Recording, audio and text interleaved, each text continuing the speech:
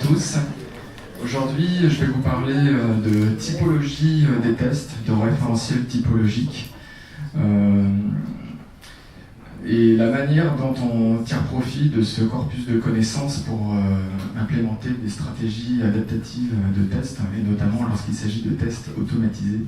Puisqu'en fait, là où je suis, donc à Renault Digital, la politique est du tout automatisé. On automatise tous les tests sont automatisés en fait. C'est le moyen qui a été choisi pour capitaliser lors des transferts de projets entre équipes. Alors pourquoi diviser pour régner? Parce que finalement la multitude des tests crée énormément de complexité et il faut pouvoir disposer d'un phare pour naviguer dans ce brouillard.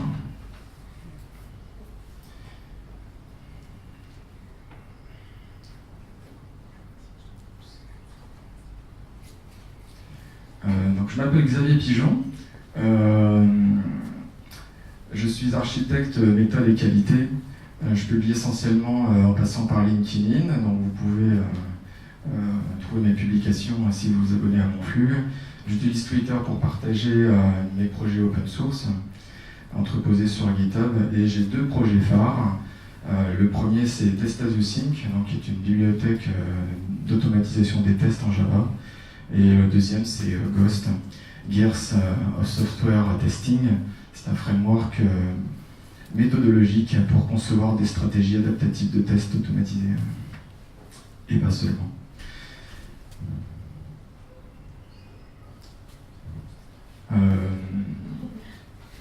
Mon rôle à Renault Digital, donc j'occupe un poste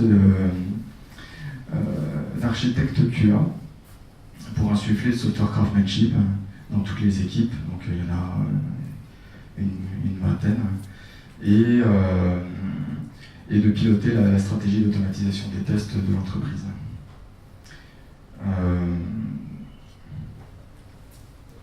Alors ça c'est la fiche descriptive de poste. Du coup, si ça vous intéresse, vous venez me voir après la présentation. Nous aussi, il se trouve qu'on recrute, et si vous voulez faire partie de mon équipe, la porte est ouverte. Si l'aventure vous tente. Alors, pourquoi a-t-on besoin d'une typologie des tests? Si vous êtes venu m'écouter en parler, c'est que vous avez sûrement votre petite idée de la question. Sinon, vous seriez sûrement pas venu, vous auriez trouvé ce contenu trop théorique, pas assez pratique pour votre travail au quotidien. Est-ce que quelqu'un se sent prêt de prendre la parole pour me faire part de l'utilité que peut avoir un corpus de connaissances sur la typologie des tests? Non, personne. Je suis prêt à prêter mon micro. Moi aussi, je me suis posé la même question. Et finalement, c'est lui mon ennemi. C'est-à-dire que toutes les questions relatives à la typologie des tests, elles convergent vers ça. Le phénomène des tests legacy. Les tests legacy, finalement, c'est le frère jumeau de ce qu'on a du code legacy. C'est-à-dire qu'on en a tous, du code legacy, des tests legacy, alors même que personne n'en veut. C'est tout le paradoxe. Et si je vous parle finalement aujourd'hui de typologie des tests, c'est parce que c'est mon meilleur allié pour combattre ces tests legacy, pour implémenter des stratégies de test dans les produits. Alors comment qualifier ces tests legacy? Qu'est-ce qui fait qu'un test, des tests peuvent être qualifiés à bon escient de legacy? Alors ce que je vous propose ici, ce sont 6 critères et un seul acronyme, heureusement, pour se les remémorer. Donc un test legacy, c'est un test raffiche, un test canaille. Alors il est canaille parce que il est redondant. Malheureusement, il vérifie la même chose que ses petits copains. Du coup, quand l'un d'eux casse, eh bien, les autres cassent aussi. Alors ça crée du bruit quand des régressions se produisent et ça ne facilite pas le travail de correction, et au contraire, ça alourdit le travail de maintenance des tests automatisés. Ensuite, le deuxième critère, c'est le test canaille, il est fragile. C'est-à-dire qu'il casse sans qu'il n'y ait aucun rapport avec le code testé. Alors on me disait, c'est un peu magique, comment ça peut arriver? Ça, c'est quand vous récupérez toutes les dépendances de la Terre pour tester votre code. Alors du coup, si vos dépendances vers des plateformes web services tiers, externes, des bases de données déployées ou mal déployées ne sont pas satisfaites, ne sont pas disponibles, forcément votre test va casser. Et pour autant, ça n'a strictement rien à voir avec votre code. Donc votre test, il a échoué, il est fragile, c'est un faux négatif.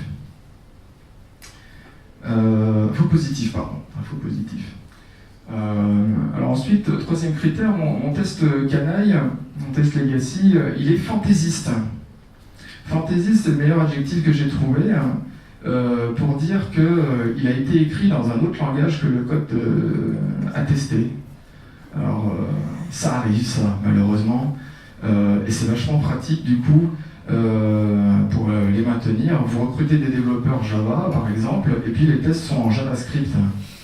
Donc, vos nouvelles recrues, elles vont être très heureuses de cet état de fait, forcément. Incandescent. On pourrait dire ignorant finalement. Le test canaille, il est ignorant. C'est-à-dire que quand il casse, il ne vous donne strictement aucune information sur la source de l'erreur. Il a cassé. Et maintenant, c'est à vous d'investiguer pour savoir pourquoi il a cassé. Il ne désigne pas la portion de code, la ligne de code qui est à l'origine de la régression. Vous savez qu'il y a un problème. Vous ne savez pas si c'est le code ou si c'est le test qui est à l'origine du problème, mais du coup, il faut investiguer. Les tests legacy sont lents à l'exécution. Donc du coup, vous hésitez entre deux modifications de code à les lancer, vous les lancez de moins en moins souvent, et finalement, ils perdent de plus en plus de leur valeur. Ils ne servent plus de support aux activités de développement, de codage. Vous les lancez une fois par jour parce que à la fin, vous savez que vous allez perdre beaucoup de temps. Donc vous les lancez pendant la pause déjeuner, par exemple. Ça ne sert plus à grand chose. Et les tests lourds, enfin, ce sont des tests qui traînent toute une infrastructure qui est totalement inutile pour les besoins du test. Donc par exemple, vous faites un test unitaire, puis quand vous regardez les logs dans votre IDE ou dans le build Maven Merdle, vous observez que votre test unitaire, il provoque en même temps le mapping Hibernate en base de données, le chargement d'un schéma, le chargement de jeux de données, etc. etc. Tout autant de choses qui ne servent à rien pour un test unitaire, et ça se produit également.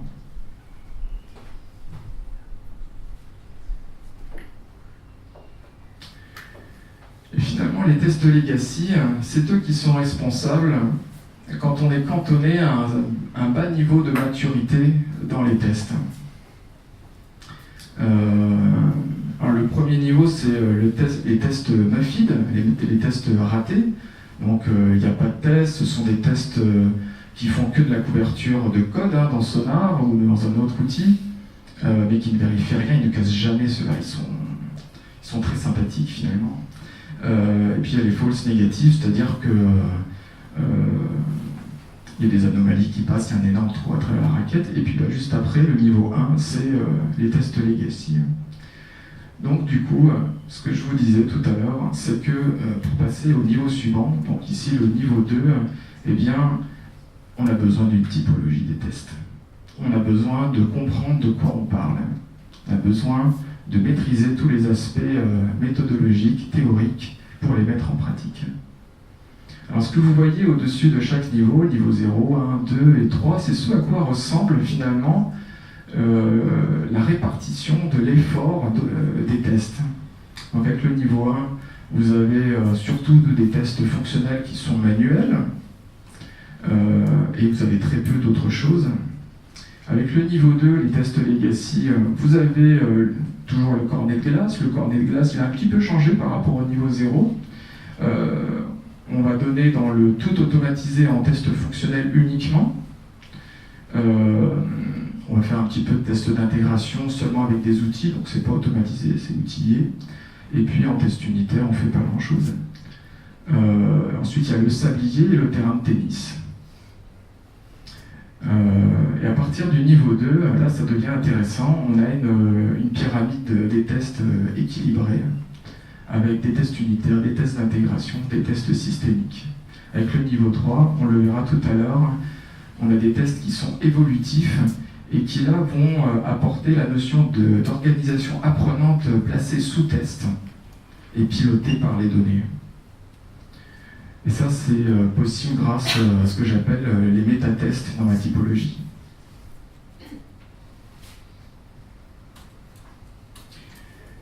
Donc, avoir une typologie, c'est ce qui permet de définir les règles du jeu. Alors, pourquoi il est si compliqué de définir qui est quoi dans la multitude, la variété des tests? Eh bien, parce que, malheureusement, pour des raisons historiques, il y a beaucoup d'incompréhension, d'ambiguïté, de confusion, de contradiction, de synonymes aussi, de demi-vérité. Et tout cela entraîne beaucoup de difficultés à collaborer. Alors on va commencer déjà par des choses un petit peu plus légères. On va commencer par casser quelques idées reçues sur les tests. Alors,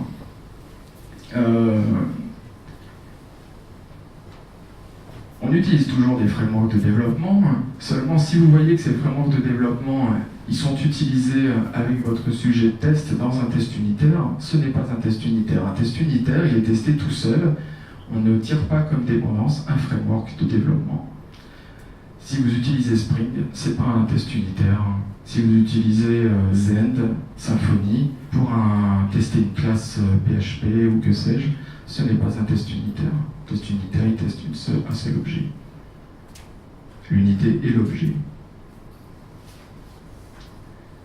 Alors des fois dans la littérature, on entend parler de tests unitaires solidaires ou solitaires, pour dire qu'on peut bénéficier d'une certaine souplesse en rameutant des dépendances, quelques-unes, beaucoup, pas du tout. En fait, ça ce n'est plus possible quand vous cherchez à organiser l'activité des tests. Il faut trancher dans le vif et vous décidez entre des tests d'intégration et des tests unitaires. Si vous voulez tirer profit des uns ou des autres, il faut s'imposer des règles. Et donc le test unitaire, si on veut en tirer de la valeur, il faut qu'il soit extrêmement rapide, très léger et très ciblé. Donc le test unitaire, il est solitaire, il ne sera jamais solidaire, il ne sera pas social. Parlons un petit peu des tests fonctionnels. Tests fonctionnels, des fois on entend parler quand il s'agit de tests qui attaquent le back-end. Alors pourquoi on parle de tests fonctionnels? Parce que les tests fonctionnels, en fait, ils testent des fonctionnalités. Et c'est quoi une fonctionnalité? Une fonctionnalité, c'est une capacité qu'a le logiciel qu'on met entre les mains d'un utilisateur pour ses activités propres. Donc si je parle d'utilisateur, mon utilisateur, il ne va pas communiquer en web service avec un logiciel. C'est assez improbable. Donc en fait, ça veut dire quoi? C'est qu'il faut qu'il y ait une interface homme-machine pour avoir un test fonctionnel. Le test fonctionnel, il porte sur le front-end, jamais le back-end.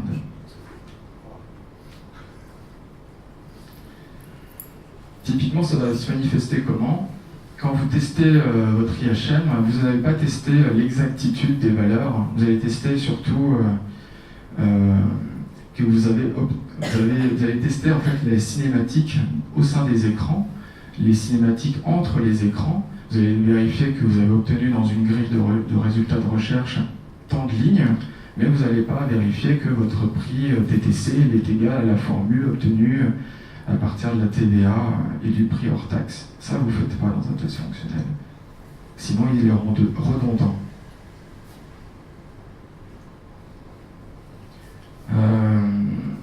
Alors, dans la pyramide de Michael, la pyramide des tests qu'on connaît tous, il y avait déjà dès l'origine une nette séparation entre tests fonctionnels et tests d'intégration.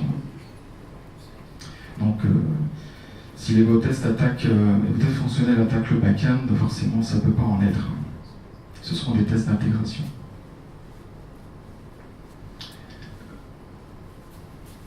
Souvent, quand il est question de tests fonctionnels, j'entends parler de tests de bout en bout. Et alors ça, c'est un vocabulaire qui est aussi véhiculé par les frameworks, les outils.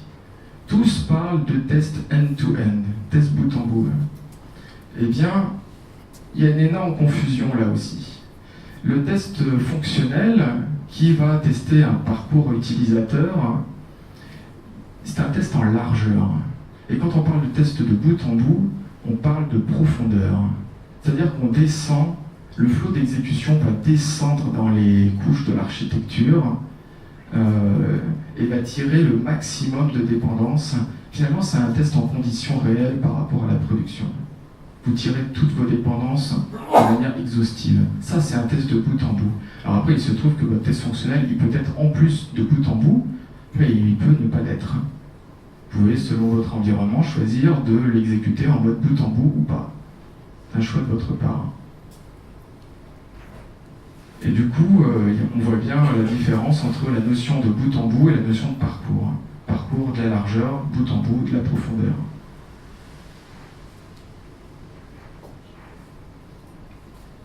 J'ai eu la surprise récemment d'avoir un interlocuteur en face de moi qui parlait de stratégie de test et en fait il s'attendait à ce que je fasse du software craftsmanship. Alors il se trouve que je fais les deux, donc ça ne me pose aucun problème, simplement on ne parlait pas de la même chose. C'est une vision assez naïve en fait finalement des stratégies de test, de croire que ça se passe dans le software craftsmanship. En vérité, une stratégie de test, qu'est-ce que c'est ? C'est une manière d'organiser les activités de test dans une organisation pour un processus global de production logicielle.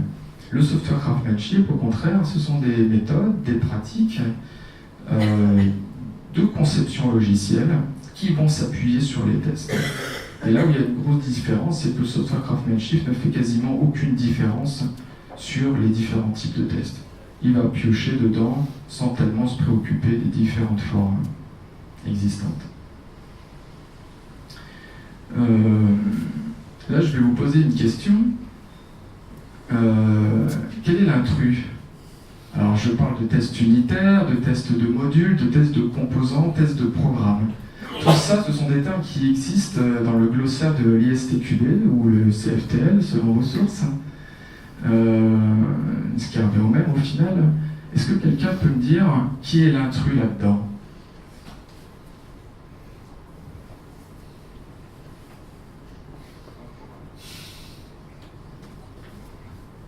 Il y a des gens qui font de la QA ici, il y a des développeurs qui font des tests.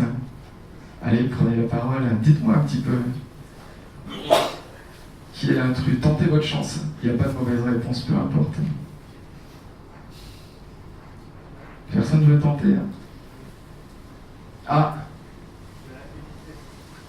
Les tests unitaires donc seraient l'intrus de cette liste. Ben, merci beaucoup. Et en fait, ce sont que des synonymes. C'était le piège. Et donc, si vous voyez que pour un test aussi simple que le test unitaire, il y a 4 synonymes, vous imaginez pour le reste.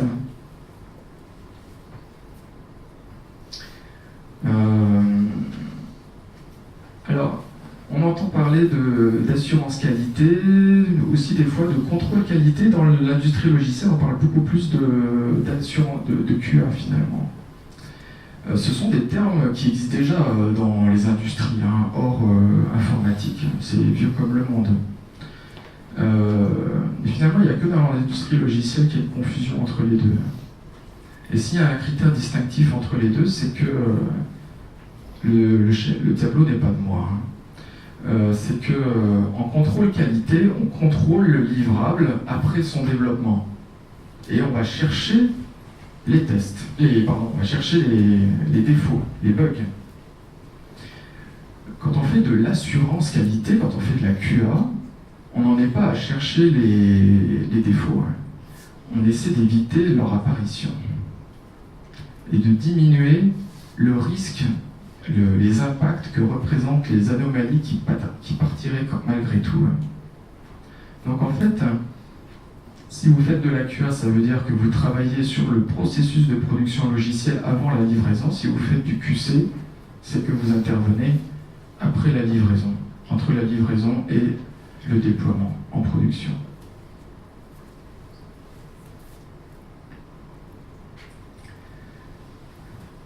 Alors ça, c'est le tableau complet de Ghost, Gears of Software Testing.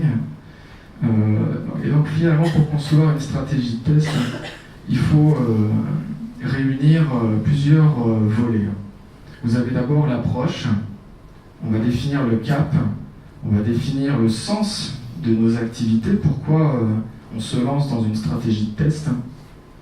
On aura donc un manifeste, des principes directeurs, un petit peu comme le manifeste agile finalement, mais beaucoup plus orienté ingénierie logicielle. Il nous faut un référentiel typologique, dont fera partie la typologie des tests, mais on aura des typologies pour d'autres choses encore, bien d'autres choses, parce qu'il y a beaucoup de concepts qui peuvent être liés aux tests. Il y aura un volet méthodologique avec des recommandations sur la manière d'implémenter les tests automatisés.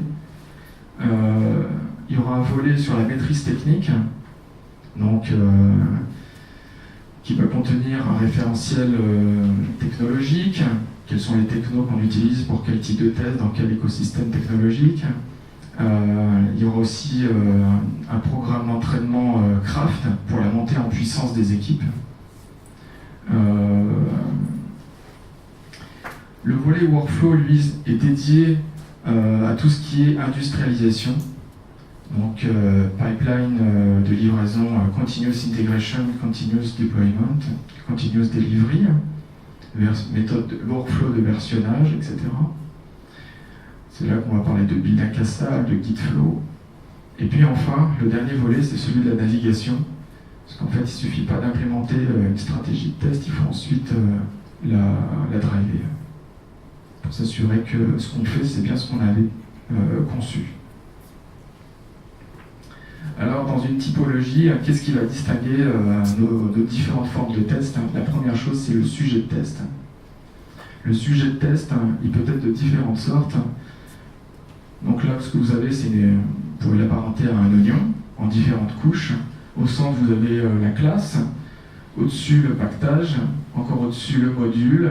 Puis un système applicatif back-end. Puis un système applicatif front-end et back-end. Un système d'information fermé qui lui va réunir plusieurs systèmes applicatifs.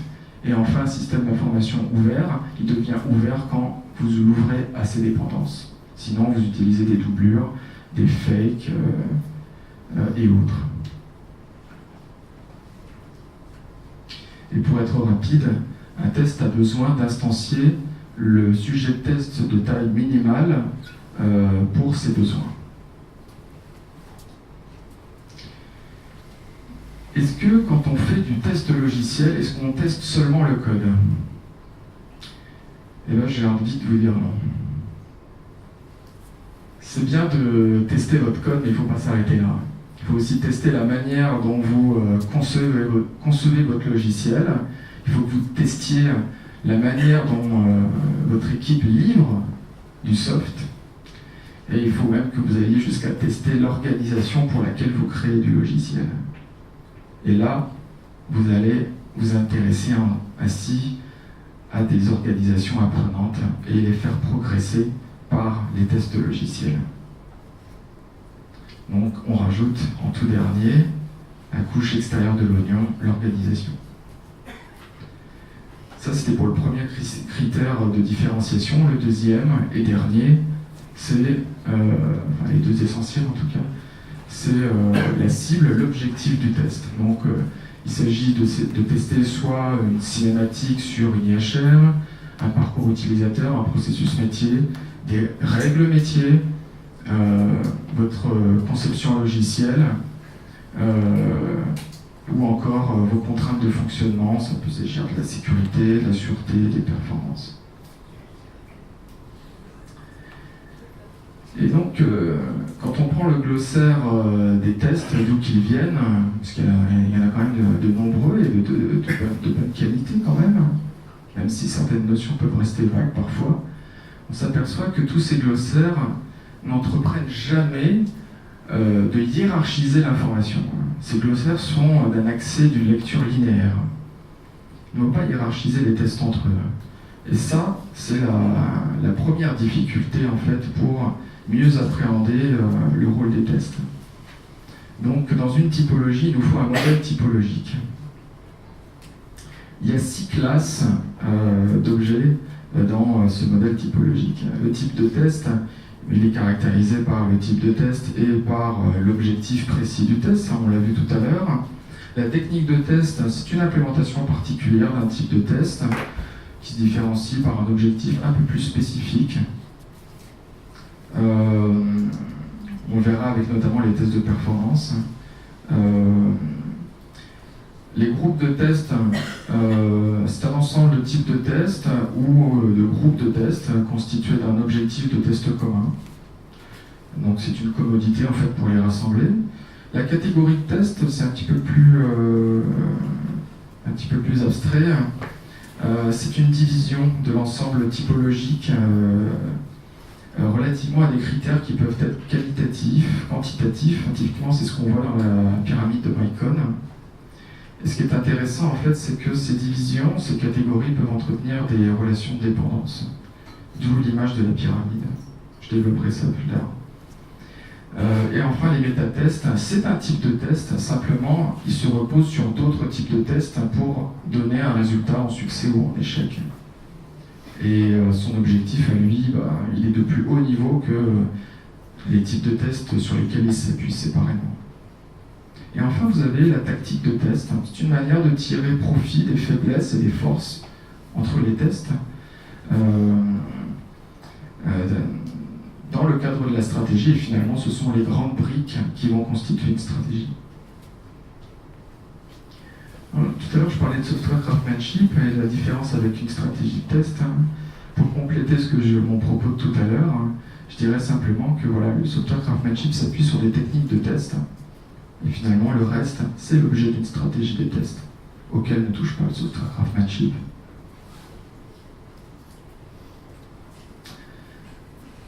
Alors, attaquons cette fameuse typologie. Donc là, j'ai un peu replié l'arborescence pour qu'elle puisse tenir sur cet écran. Et globalement, vous voyez quoi? Déjà, les premiers groupes, ce sont les tests de conformité, les tests de fonctionnement, les inspections et les tests de relais. Les tests de conformité, c'est ce qui permet en fait de vérifier le comportement du logiciel par rapport à des résultats attendus.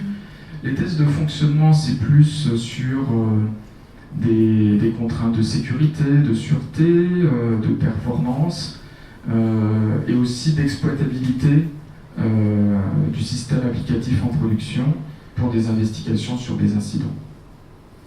Les inspections, c'est ce qui permet d'exercer finalement la transparence, d'observer en fait son fonctionnement propre en tant qu'équipe, en tant que développeur, en tant qu'organisation, de manière à mettre en place de l'amélioration continue.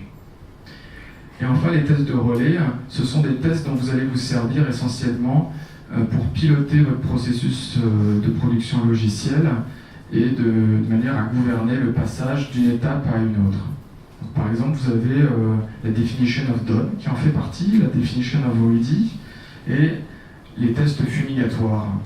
Un test fumigatoire, ici, je les envisage bien sûr de manière classique, c'est-à-dire qu'on va prendre une division d'une recette utilisateur, et puis on va décider si on fait la recette au complet ou pas. Mais là, il peut s'agir également de voir si, après exécution d'un certain nombre de types de tests, on déploie sur un environnement et si on passe au suivant ou pas. Alors, dans les tests de conformité, on fait un zoom. Nous avons les tests structurels où on rencontre les tests unitaires, les tests d'intégration. On voit que les tests d'intégration sont multiples, ils ont plusieurs formes. Il y a les tests d'assemblage où on va vérifier la collaboration entre les composants. On s'intéresse plus à l'obtention d'un résultat qu'à son exactitude. Il y a aussi les tests d'acceptation métier, ce sont des tests back-end où on va vérifier que nos règles métiers sont bien implémentées selon des scénarios.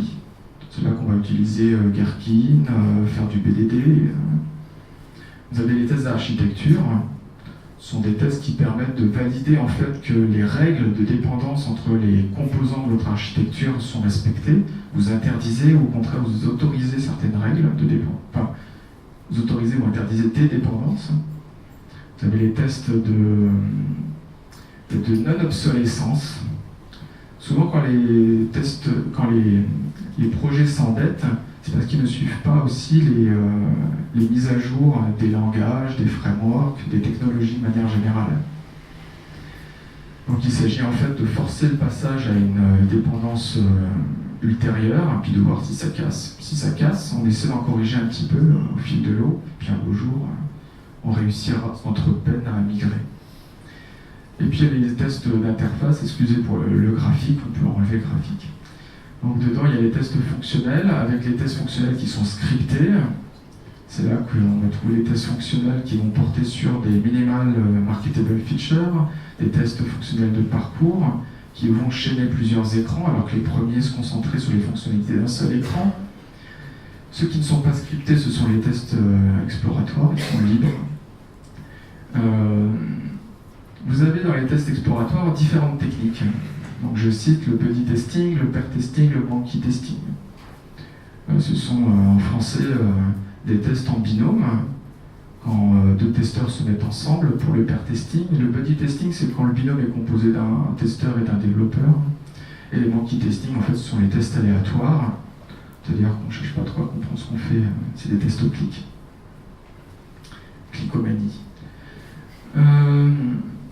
Il y a quelque chose qui est intéressant de sortir des tests fonctionnels, c'est tous les tests qui concernent le rendu visuel. Ça n'a pas tellement de valeur de les tester avec la cinématique dans les écrans. Ce qui est beaucoup plus intéressant finalement, c'est d'aller faire des captures d'écran, de les comparer aux précédentes captures, puis de voir s'il y a des différences. Donc vous faites des différenciations par pixel, et un opérateur va dire si cette différence correspond à la nouvelle release ou pas, et on passe au suivant. Toujours dans les tests d'interface utilisateur, il y a les tests d'ergonomie et les tests d'acceptation utilisateur, entre autres. Dans les tests de fonctionnement, je vais surtout vous parler des tests de performance. En fait, le test de performance, c'est un type de test. C'est-à-dire qu'au final, on cherche à mesurer le comportement du logiciel quand il est placé sous certaines contraintes. Et ce qui définit un test de performance, c'est la charge à laquelle vous soulevez le système et puis le temps que dure le test. Ça suffit à définir un test de performance. Et ensuite, pour rentrer dans un niveau de granularité plus fin, on va modifier ces paramètres. C'est là qu'en fait on rentre dans toutes les subtilités des tests de performance. Et là, il est très difficile de les différencier. Je vais vous donner un graphique tout à l'heure qui permet de faire une nette différence. Dans les tests d'inspection, donc la revue de code, la revue de produit, la rétrospective d'équipe, le test de maturité, l'audit culturel. Donc là, ça doit vous parler en termes au niveau d'une organisation et d'une équipe. La revue de code, qu'elle soit réalisée en binôme, en équipe, de manière collective, ou bien dans le cadre d'une pull request, elle permet à l'équipe d'augmenter le niveau de ses standards et donc d'apprendre. La revue de produit, elle permet de diminuer l'effet tunnel et donc de se rapprocher au plus près des besoins et donc encore une fois d'apprendre de ses utilisateurs et d'être une organisation toujours plus véloce dans la livraison de valeur. La rétrospective d'équipe, qu'il s'agisse de Nico, de rétrospective de sprint, de rétrospective de release, elle permet d'examiner en fait le fonctionnement d'une équipe de manière à faire l'amélioration continue et à mettre en place un plan d'action suivi, implémenté, etc. Le test de maturité, vous avez un processus, une méthode qui est à adopter, Scrum, peu importe, et vous cherchez à évaluer votre maturité dans la mise en place de cette méthode. Donc dans les tests de maturité, je peux citer par exemple le test de Joël. Ça vous parle, le test de Joël? En fait, c'est un ancien de Microsoft qui a donné 12 ou 15 critères sur les méthodes de travail. Et ce qu'il dit, c'est que si vous êtes à 11 ou 12 points, oui, donc il y a 12 critères au final, c'est que, en gros, votre organisation sait produire. Et si vous êtes en dessous de 11, c'est qu'il faut vraiment progresser. Et ça ratisse pas mal de choses, de sujets. Ça va concerner le versionnage, la manière de gérer les bugs, la manière de gérer le matériel des développeurs, etc. Par exemple, est-ce que votre PC ira mais vous passez votre temps à l'attendre, ou bien est-ce qu'au contraire, vous avancez très vite parce qu'il est à votre service et pas le contraire? Est-ce que vous êtes au service de votre machine ou est-ce que c'est votre machine qui était à votre service? Et l'audit culturel, eh bien là, c'est pour aller tester la vision de votre entreprise. Est-ce que votre entreprise, elle est fidèle à ses promesses? Alors moi, j'avais fait ça pour les SS2I, audit culturel de SS2I, ça n'a pas été très bien accueilli, mais c'est pas grave.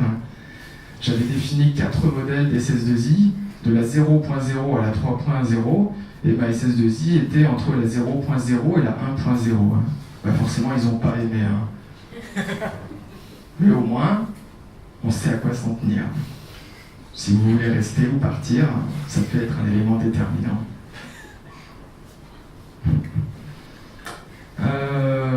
Les tests de relais. C'est le meilleur nom que j'ai trouvé parce qu'il s'agit d'un passage de relais finalement. Donc la DOR, la Definition of Ready, la signification du prêt, c'est ce qui permet de dire si on planifie ou pas un item. Est-ce qu'il est suffisamment mature en termes de réflexion? Est-ce qu'on sait ce qu'on va faire pour le planifier et le réaliser? Definition of Done, est-ce qu'on est prêt à livrer? Est-ce qu'on respecte nos standards? Et puis le test fumigatoire, j'en ai déjà parlé. Finalement, voici l'image totale de la typologie des tests que j'ai réalisés. Donc c'est de manière totalement hiérarchisée, où les types de tests sont hiérarchisés, associés entre eux, et on y gagne en compréhension. En tout cas, j'espère que vous repartirez avec ce sentiment à l'issue de cette réunion, même si je n'ai pas encore fini le développement. Alors, maintenant qu'on a notre arborescence typologique des tests, ce qui est intéressant, c'est de voir un peu quels sont les prismes, quelles sont les grilles de lecture qu'on peut y apposer pour mettre en place des tactiques de test. Souvenez-vous, les tactiques de test, c'est ce qui soutient la stratégie de test. Donc, dans cette pyramide, vous retrouvez les tests unitaires, les tests d'intégration. Ensuite, au lieu de faire une distinction entre les tests d'acceptation et les tests fonctionnels, et d'oublier de citer les tests de performance, comme dans d'autres modèles pyramidaux, je cite donc les tests systémiques, où on prend l'entièreté du système. Et puis au-dessus, vous avez les métatests. Les métatests, donc, ces types de tests qui ont un objectif propre de haut niveau et qui vont s'appuyer sur le résultat d'autres types de tests. Et ce qui est intéressant, c'est que quand vous adoptez une forme pour concevoir une tactique de test, comme la pyramide, c'est que la manière dont vous allez envisager votre stratégie va être fortement inspirée de cette forme. Alors je m'explique, ce sont les lois pyramidales. Qu'est-ce qu'elles disent, les lois pyramidales? Elles disent que tous les étages devraient être représentés. Petit 1. Petit 2, on n'implémente pas un étage sans avoir implémenté l'étage inférieur. On ne passe pas au test fonctionnel si on n'a pas les tests d'intégration. On ne passe pas au test d'intégration si on n'a pas déjà les tests unitaires. À un étage donné, on ne vérifie pas ce qu'il est déjà aux étages inférieurs. Chaque étage complète les étages inférieurs. Vous commencez par les tests unitaires, vous vérifiez l'exactitude des résultats que vous obtenez, et quand vous passez au test d'intégration, vous n'allez plus tester l'exactitude. Ça ne sert plus à rien. Vous allez tester bien au contraire la collaboration des composants qui doivent rendre des résultats de plus haut niveau. Et si vous avez besoin de combler la raquette, vous avez des tests d'acceptation métier qui là sont scénarisés et vont revenir sur l'exactitude. Les tests systémiques, eux, vont s'attaquer s'attaquer aux problématiques de performance, sécurité, sûreté, etc. Alors pour reprendre la pyramide,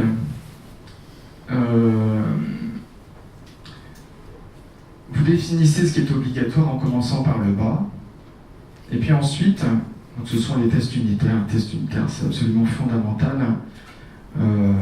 Ils apportent énormément de savoir sur le comportement du logiciel et ils permettent d'anticiper beaucoup de régressions, mais ils ne suffisent pas.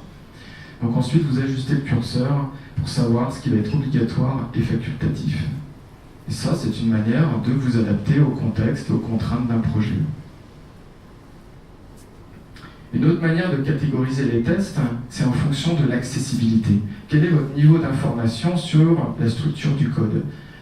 Si vous savez tout, vous êtes en boîte blanche. Si vous ne savez rien, vous êtes en boîte noire. Si vous ne savez pas comment le code est conçu. Et si vous avez quelques informations, en particulier sur l'architecture, donc des informations quand même de haut niveau, eh bien on est sur des boîtes grises. Il y a une autre manière beaucoup plus intéressante de percevoir cette catégorisation des tests. C'est de se dire qu'en fonction de la connaissance qu'on a de notre logiciel, notre impact va varier. Mes tests quand j'automatise mes tests en boîte blanche, alors ça nécessite de faire du test first. Quand j'automatise mes tests en boîte blanche, comme j'ai la connaissance de la conception, mes tests sont susceptibles de remettre en cause mes choix de conception. Ils me les mettent à l'épreuve. Si mon test est difficile à implémenter, si ma conception entraîne de la pénibilité, pour moi en tant que développeur, c'est que ma conception est mauvaise. Donc je remets en question mes choix structurants de conception et je les améliore. Quand je fais des tests de performance, c'est un bon exemple ça pour les tests en boîte grise, je vais potentiellement remettre en question des choix technologiques. Est-ce que j'ai un cache? Est-ce que j'ai une base de données? Est-ce que je mets en place des web services, etc. J'ai choisi pour tout ça des technologies et en cherchant la capacité de mon modèle, en affinant mon modèle d'usage, en cherchant les goulets d'étranglement, finalement, je suis susceptible de remettre en cause mes choix. Et avec les tests en boîte noire, cette fois, je vais mettre au défi la pertinence de mes spécifications. Les tests quand on fait de l'acceptance test driven development, on fait surtout de l'heuristique du besoin en s'appuyant sur des exemples concrets et on s'appuie pour cela sur les tests et l'automatisation de ces tests est un effet bénéfique et secondaire. Ce qui est surtout important, c'est qu'on est en train de remettre en question le pourquoi de la fonctionnalité que le product owner, ou peu importe comment il s'appelle, est en train de proposer à l'équipe.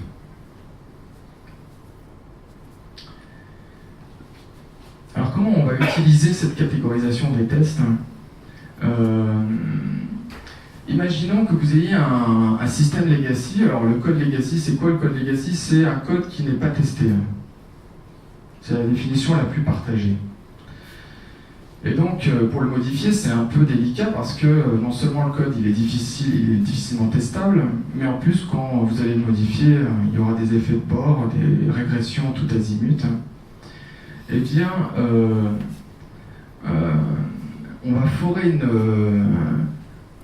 carotte glaciaire dans l'architecture avec un cornet de glace, donc la stratégie de test du cornet de glace.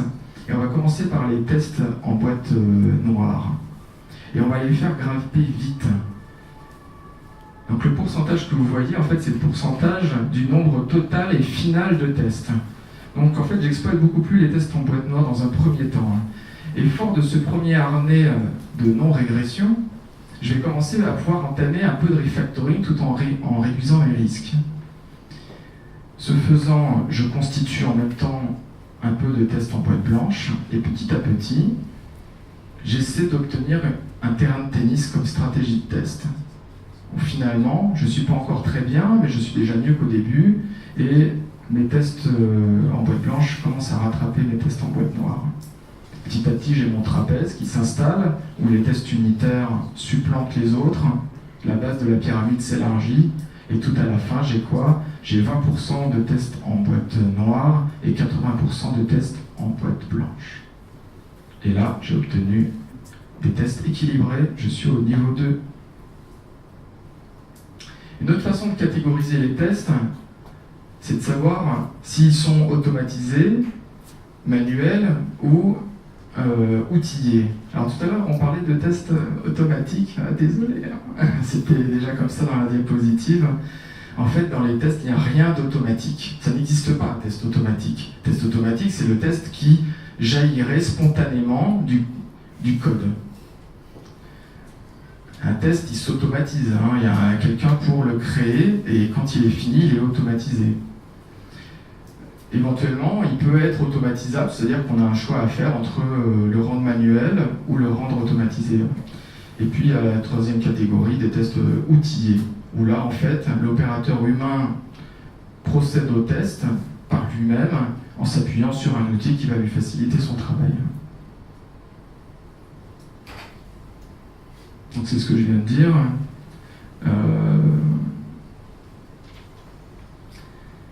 Alors, quelle est l'utilisation de ça? Je disais, c'est un lieu commun finalement, les tests sont automatisés, manuels, outillés, bon, on savait déjà. Eh bien, c'est quand on va prioriser l'automatisation de nos tests fonctionnels. Souvenez-vous, on ne veut pas automatiser tous les tests fonctionnels. Ce qu'on veut, c'est faire de la gestion du risque. Donc, on va définir des priorités pour automatiser des tests fonctionnels, puis les autres, ceux qui ont moins de valeur, on ne va pas les automatiser. Alors, qu'est-ce qui permet de prioriser? Eh bien, ce sont ces trois critères.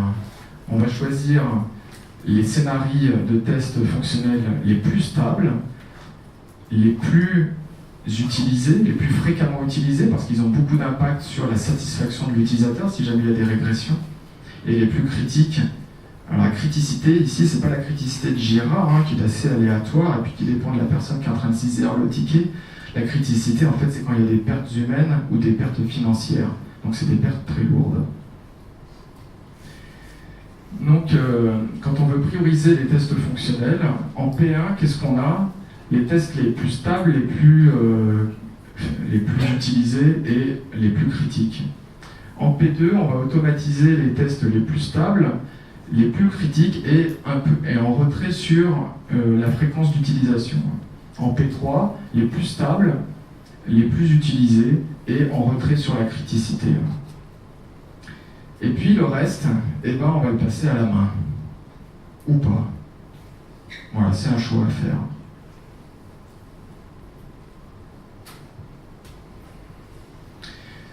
Une autre manière encore de catégoriser une typologie des tests, c'est de déterminer si un test il est constructif, destructif, synthétique ou analytique.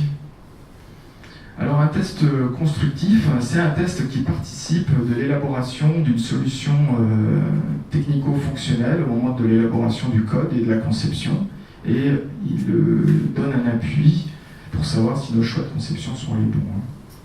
Les tests destructifs, ils sont là pour chercher la petite bête finalement, pour prouver que ce qu'on a testé pour que ça fonctionne, cette fois on le teste pour montrer que ça ne fonctionne pas.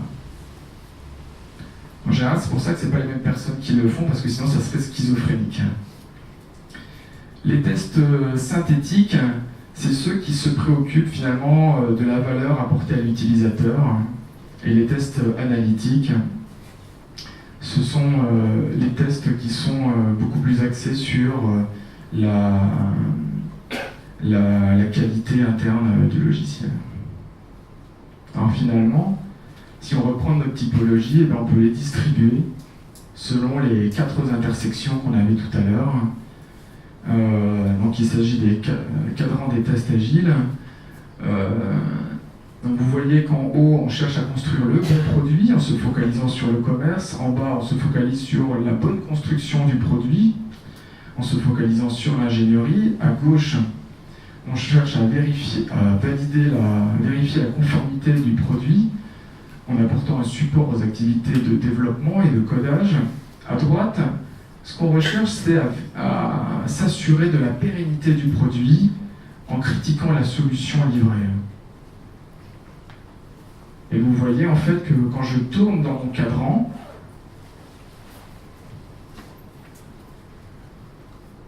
Q1, Q2, Q3, Q4 en sens horaire, mes tests sont tantôt automatisés, puis automatisés manuels, puis manuels et outillés, puis outillés.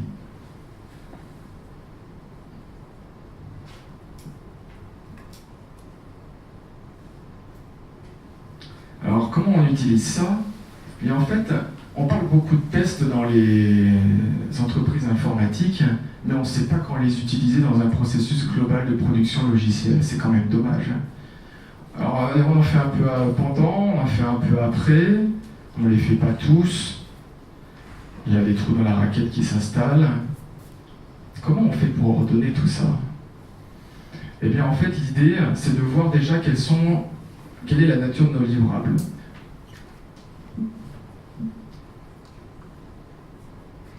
On a, pour commencer, des petits changements sous forme de user story. On a des fonctions minimales viables qui sont des regroupements qui apportent de la cohérence au produit. Ce sont des regroupements d'user story. On a des incréments de sprint, on a des incréments de release. Une release étant constituée de la succession de plusieurs sprints. Pour en commencer un, on a toujours une DOR. Pour en finir un, on a toujours une DOD. Et comment on satisfait cette DOD? Eh bien, par des tests cycliques et imbriqués entre eux. Donc, je découvre mon besoin et je le spécifie sur un test de haut niveau avec un test d'acceptation métier pour valider une règle métier. Ensuite, pour un tel test qui échoue, je vais faire un ou plusieurs tests d'assemblage qui échouent à leur tour. Je fais des tests unitaires qui vont permettre de faire passer les tests d'assemblage. Les tests d'assemblage vont me permettre de faire passer le test d'acceptation. Et je suis reparti pour un cycle, jusqu'à ce que le cycle de ma user story soit complet. Et j'ai satisfait ma DOD. Ensuite, pour passer à l'échelle et livrer une MMF, j'ai besoin de mon test d'architecture. Je mets en place mes tests de rendu visuel, mes tests fonctionnels simples. Plusieurs MMF vont me permettre de livrer un incrément de sprint. C'est là que j'ai besoin d'anticiper les performances, donc test de performance. Et puis la succession des sprints permet de livrer de plus en plus d'écrans. Et comme je constitue de plus en plus d'écrans, eh bien, il y a des parcours utilisateurs qui émergent. Et ces parcours utilisateurs, on les envisage à l'échelle d'une release. Ce sont les tests fonctionnels de parcours. Ça, vous voyez qu'il n'y a pas tous les types de tests dedans, c'est normal, c'est parce que j'ai fait un focus sur les tests automatisés. Ou à automatiser, pour ceux qui seraient automatisables. Finalement, si on reprend les cadrans de tout à l'heure, regardez. Je pars de Q2. Q2, focus sur le commerce, mes supports au codage. Ensuite, focus sur l'ingénierie et support au développement, Q1, Q1, Q1. Hop, je passe à Q3 pour critiquer ma solution. Je reviens à Q1 un temps et ensuite je permute sur Q2. Q2, je livre grâce à Q3 toujours, tout en bas, et puis Q4, Q2. Et donc en fait finalement, les cadrans tout à l'heure ils représentaient des préoccupations essentielles pour livrer un produit de qualité. Finalement on s'aperçoit que par les tests cycliques tels que je vous les présente ici, on aborde toutes les préoccupations qui permettent de livrer un produit de qualité. Un produit bien construit, le bon produit pour les bons utilisateurs, un produit qui sera PRN sur son marché, et un produit qui est facile à développer, à maintenir, à faire évoluer.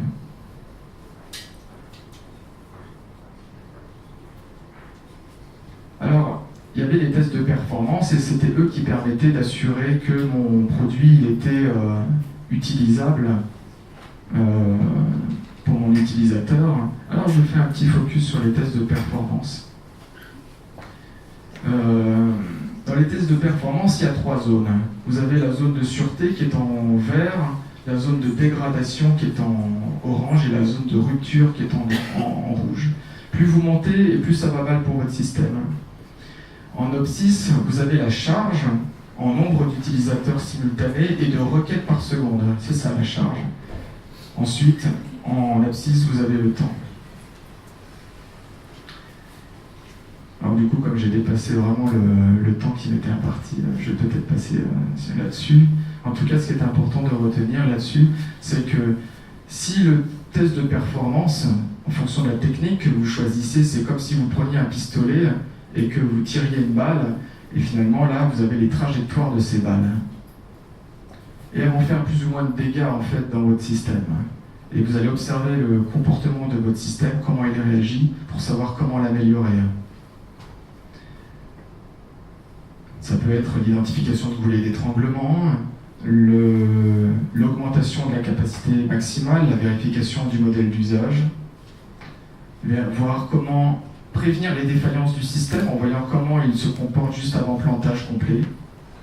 Ça peut être, avec les tests de robustesse, voir si mon plan de reprise d'activité fonctionne, ou bien, si, dans la mesure où il n'est pas plantable, s'il est capable de se déployer sur des infrastructures de secours. Alors, j'ai longtemps cherché la différence entre le test de récupération et le test de fiabilité. En fait, je me suis aperçu que c'était tous les deux des tests de robustesse. On va parler de test de fiabilité quand mon test de robustesse cherche à vérifier que mon système est résilient face à l'altération de l'infrastructure. Donc je provoque des pannes d'infrastructure et mon système va se déployer sur d'autres serveurs et va continuer à fonctionner. Et je vais parler de tests de récupération, alors que c'est toujours des tests de robustesse. Si mon système plante et après redémarrage, il est capable d'assurer à nouveau son service, ses activités normales. Donc la base de données n'est pas foutue, on peut à nouveau utiliser le logiciel.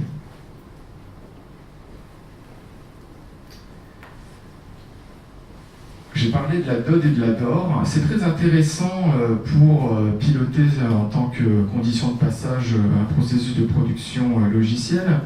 C'est aussi intéressant pour prendre du recul sur la manière dont notre organisation fonctionne.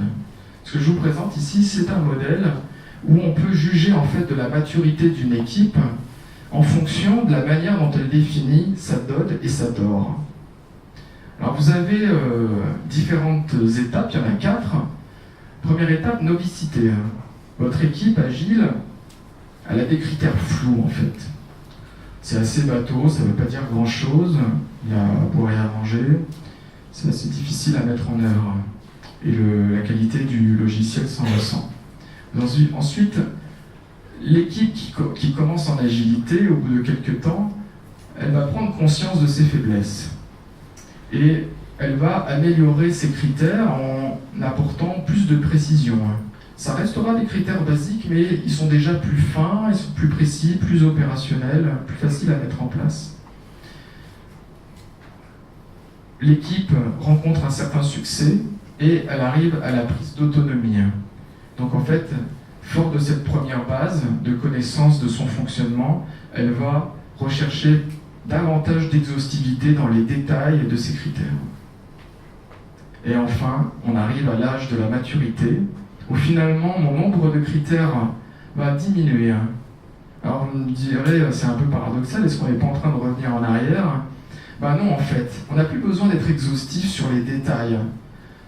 Et on va monter sur l'abstraction des critères. Plutôt que d'aller dire que mon code est indenté avec 4 caractères, je vais dire que mon code respecte les standards de codage, les conventions de nommage, etc. Je vais juste y faire allusion et ça suffira en fait. Et pour mettre ça en place, typiquement, on paramètre l'IDE, on fait en sorte que dès que le code compile, le code est reformaté, comme ça on n'en parle plus. Voilà, c'est un exemple.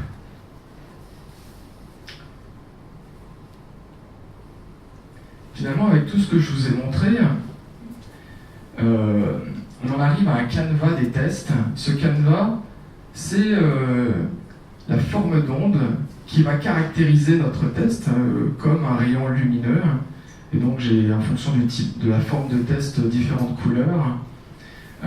Et pour définir un test, on s'aperçoit qu'il faut définir sa classe typologique. Donc c'était le modèle typologique que je vous ai présenté tout à l'heure. Type de test, tactique, groupe, catégorie, etc.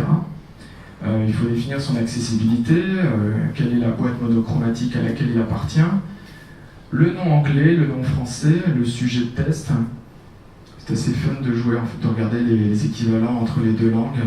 On s'aperçoit que des fois les gens croient parler d'un type de test différent selon qu'ils parlent en français enfin qu'ils utilisent le terme français ou anglais, et en fait c'est le même type de test, mais ils croient que ça va faire autre chose. Ensuite il y a la définition et l'objectif. C'est pour préciser en fait exactement ce qu'on attend du test. Les synonymes, ça c'est pour combattre les confusions. Le degré d'automatisation, le temps d'exécution, l'utilisation de doublures, est-ce qu'on en utilise ou pas, et comment, et quel type de doublure. Alors il y a une typologie des doublures, ça ne fait pas partie de cette présentation, je vous rassure. Il y a la couverture qui est attendue, et la nature de cette couverture. Est-ce que c'est une couverture en nombre de lignes de code, auquel cas c'est un indicateur qui est pertinent pour les tests unitaires. Pour tout autre type de test, c'est un indicateur pastèque dont on laissait tomber. Pour les tests fonctionnels, on va parler de couverture, mais des scénarios métiers. Des scénarios fonctionnels, c'est-à-dire les interactions avec l'interface utilisateur. Pour un test d'intégration qui portera sur l'API, on va parler de la couverture des signatures de l'API. Voilà, toutes les méthodes HTTP d'une API RESTful par exemple. Voilà, donc la couverture en fait c'est une notion multiple et il faut la décliner en fonction du type de test. La phase d'exécution du test, à quel moment on tire parti de la puissance du test, qui implémente un tel test, où ce test se situe dans les cadrans. Donc c'est là où on aborde on dit en fait à quelle préoccupation on répond, l'environnement d'exécution, la definition of done pour ce test, c'est-à-dire quels sont les critères pour arriver à un bon test bien implémenté, comment on versionne ce test, quelles sont les conventions, les technologies à utiliser en fonction de l'écosystème, donc Java, JavaScript, Ruby, etc. C'est pas les mêmes technos, les mêmes frameworks, les mêmes API. Et puis les critères d'implémentation pour dire quand est-ce que j'implémente un tel test et quand est-ce que je ne l'implémente pas, ce qui est absolument tout aussi important. Et finalement, voilà, vous êtes venus pour ça. Vous êtes venus pour la classification périodique des tests logiciels. C'est elle qui ordonne le chaos dans les concepts du monde du test. Donc vous allez retrouver ici des systèmes à tester sous forme de code. Donc, ce sont des systèmes logiciels. Ce sont les lignes de gauche. En colonne, vous avez les cibles du test. Structure du code, fonctionnalité, parcours et processus, contraintes de fonctionnement, organisation apprenante. Et hop, avec organisation apprenante, là, c'est plus des systèmes logiciels à tester, ce sont des livrables à inspecter. Et j'inspecte quoi? J'inspecte les items de mon backlog de produits, les fonctions minimales viables, les incréments de produits, le savoir-faire et les valeurs et la culture de mon organisation. Et finalement, référez-vous un petit peu au manifeste des tests agiles. Il y a un principe qui dit que l'agilité se nourrit de l'excellence technique. Et en fait, comment? Avec une classification périodique des tests logiciels qui va du code jusqu'à l'organisation apprenante. Vos tests poussent l'amélioration de votre organisation. Alors si vous voulez retrouver les ressources de cette présentation, allez sur gearsoftesting.org, il y a le petit QR code pour aller directement sur la bonne URL depuis votre navigateur de téléphone.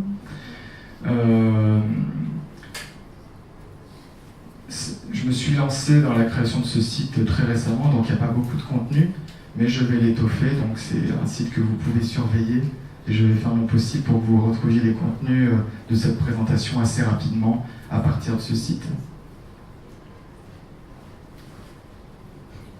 Est-ce que vous avez des questions? C'est dans la boîte.